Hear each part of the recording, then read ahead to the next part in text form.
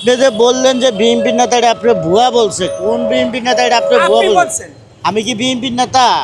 আমি বিএনপি, আমি আপনার যে কথা বলতেছি, আমি ওনারে বললাম কি উনি আমার কাছে কইলো যে অটো রিক্সাতে অ্যাক্সিডেন্ট হয়ে যে দেখেন আমি জিনিসটা এটা 2 বছর আগে আমি জিনিসটা দেখে উনি অ্যাপসো কইরা বলতেছে আমার মাজারতে সমস্যা হয়ে গেছে, আমি বর্তমানে অটো রিক্সা চালাইতেছি। আমি এখানে কিন্তু ওনারে বিএনপির নেতাও বলিনি, কোনো ভুয়াও বলিনি, ঠিক আছে? উনি কিন্তু কি ধরনের ব্যবহারগুলো করছে দেখছেন। আমি ওনারে কি ভুয়া আপনাদের সামনে আমি কি কোনো ভুয়া বলছি?